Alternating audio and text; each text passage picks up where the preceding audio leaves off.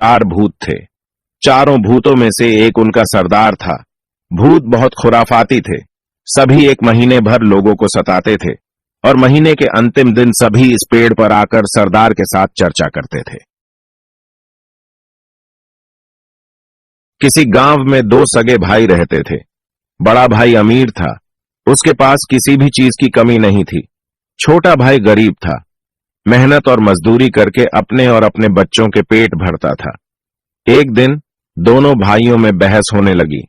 बड़े भाई ने कहा, भले का भला नहीं होता, आज के दुनिया में भले को भीख भी नहीं मिलती। इसमें दूसरे का चाहे बुरा ही क्यों ना हो, अपने भले की बात पहले सोचना चाहिए। छोटे भाई ने कहा, नहीं भैया, तकलीफ दूसरों को हो, ऐसे में अपना भला कैसे हो सकता है। बड़े भाई ने कहा, चल हम गांव के लोगों से ही पूछ लेते हैं। तेरी बात सही निकली तो मेरे पास जितना धन है वह सब तेरा, और अगर मेरी बात सही निकली तो तेरे पास जितना धन है सब कुछ मेरा। छोटे भाई ने कहा, ठीक है चलो। दोनों भाई गांव में पहुंचे। गांव के सभी लोग यही कहने लगे कि आजकल भलाई का जमाना कहीं नहीं रहा। भलाई करने वाला तो भूखा मरता है और जो बुरी राह पर चलता है वह खूब सुखी रहता है। अब छोटे भाई के पास जमीन का जो छोटा टुकड़ा पड़ा था वह भी शर्त में हार गया। अब वह कुछ चावल के दाने के लिए तरसता रहा। उसके बीवी बच्चे भूख से मरने लगे। उसे तो कोई उधार भी नहीं देता था। वह अपने बड़े भाई के पास गया चावल उधार लेने के लिए। सोचा कि बड़ा भाई है, मना नहीं करेगा। उसने बड़े भाई से कहा, भैया 10 किलो चावल दे दो, घर में अन्न का एक भी दाना नहीं है, बच्चे भूख से मरे जा रहे हैं। बड़े भाई ने कहा, पैसे दे दो और जितने चाहो उतने चावल ले जाओ। छोटे भाई ने कहा, भैया पैसे तो नहीं है। इस पर बड़े भाई ने कहा, फिर अपनी आंख दे दो। छोटे भाई ने सोचा बड़े भैया मजाक कर रहे हैं, पर बड़े भाई ने एक आंख निकलवा ली और 10 किलो चावल दे दिए। यह देखकर उसके बीवी बच्चे रोने लगे और बोलने लगे, तुमने ये क्या कर दिया। थोड़े दिन तो आराम से गुजर गए। कुछ दिन बाद अनाज फिर से खत्म हो गया। छोटा भाई फिर से अपने बड़े भाई के पास गया। उससे अपने भूखे बच्चे और बीवी की हालत देखी नहीं जा रहे थे। बड़े भाई ने कहा, दूसरी आंख भी दे दो और चावल ले जाओ। छोटे भाई ने दूसरी आंख भी दे दी और चावल ले आया। जब वह घर आया तो उसके बीवी बच्चे उसे देखकर रोने लगे और कहा, तुमने फिर से यह क्या कर दिया, अब हमारा क्या होगा।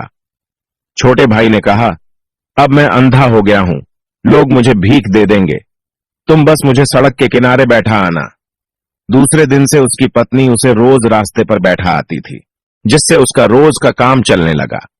एक दिन उसे बैठे बैठे बहुत देर हो गई। उसकी पत्नी उसे लेने के लिए नहीं आई। उसने बहुत देर तक अपनी पत्नी का इंतजार किया। बहुत रात हो रही थी, इसलिए वह खुद अपने घर की तरफ चलने लगा, पर न दिखने के कारण वह रास्ता भटक गया।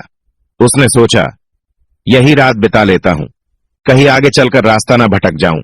फिर वह एक पेड़ के नीचे बैठ गया। उसी वक्त पेड़ से कुछ अजीब आवाज आने लगी। कुछ समय के बाद एक तूफान सा आया। असल में वहां 4 भूत थे। चारों भूतों में से एक उनका सरदार था। भूत बहुत खुराफाती थे।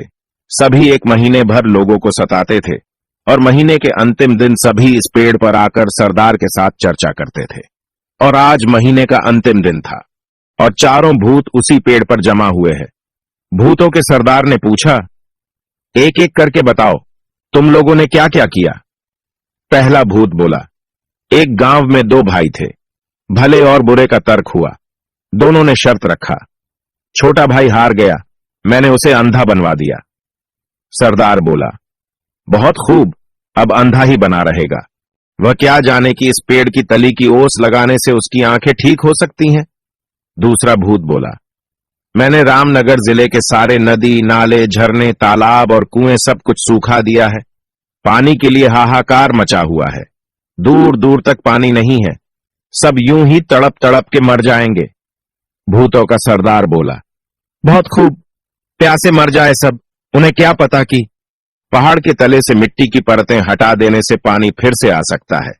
तीसरा भूत बोला, सरदार राजा की बेटी की शादी होने वाली थी। राज्य में खुशियां मनाई जा रही थी, लेकिन मैंने राजकुमारी को गूंगा बना दिया, जिससे उसकी शादी नहीं हो पाई। सरदार ने कहा, वाह, बहुत खूब, अब वह गूंगी ही रहेगी। किसी को क्या पता कि इस पेड़ की झूमती जटा को पीसकर पीला देने से वह बोलने लगेगी। फिर सरदार ने कहा, ठीक है, अब जाओ तुम सब, 1 महीने बाद फिर से इसी जगह पर मिलेंगे।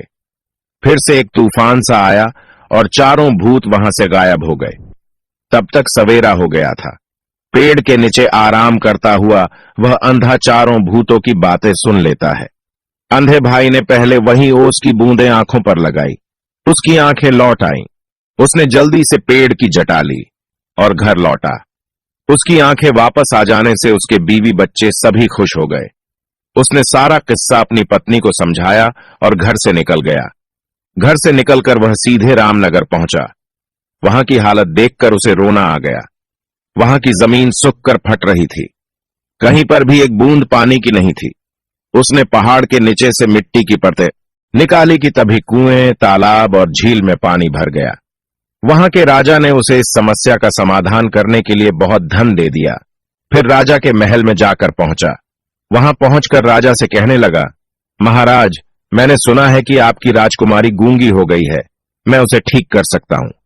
छोटे भाई ने तुरंत पेड़ की जटा को पीसकर राजकुमारी को पीला दिया और राजकुमारी बोलने लगी। राजा बहुत खुश हुआ। राजा ने सोने के सिक्कों से उसकी झोली भर दी, रहने के लिए एक महल दिया और अपने परिवार के साथ यहां आकर रहने को बोला। छोटा भाई बहुत सा धन लेकर अपने घर आया। उसके परिवार में खुशी छा गई। बड़े भाई ने देखा कि छोटे भाई की आंखें वापस आ गई हैं और उसके पास इतना धन भी है। बड़े भाई को अब छोटे भाई से जलन होने लगी। उसने छोटे भाई से माफी मांगी और उसके दौलत का राज जानना चाहा। छोटे भाई को दया आ गई और उसने अपनी राज बड़े भाई को बता दिया। बड़ा भाई भी उसी जंगल के पेड़ के पास गया। अचानक फिर से वह तूफान आया। भूतों की आवाज आने लगी। भूत कहने लगे, जो किया कराया था सब पर पानी फिर गया। जरूर किसी ने हमारी बातें सुन ली होगी। भूतों ने अचानक बड़े भाई को पेड़ के नीचे बैठा हुआ देखा। भूतों ने झट से बड़े भाई का गला काट दिया और बड़ा भाई वहीं मर गया। दोस्तों, इस कहानी से हमें बहुत बड़ी सीख मिलती है कि भला करने वालों के साथ कभी बुरा नहीं होता है और बुरा करने वालों के साथ बुरा ही बुरा होता है। अगर दोस्तों वीडियो पसंद आया हो तो प्लीज चैनल को सब्सक्राइब जरूर करें। धन्यवाद।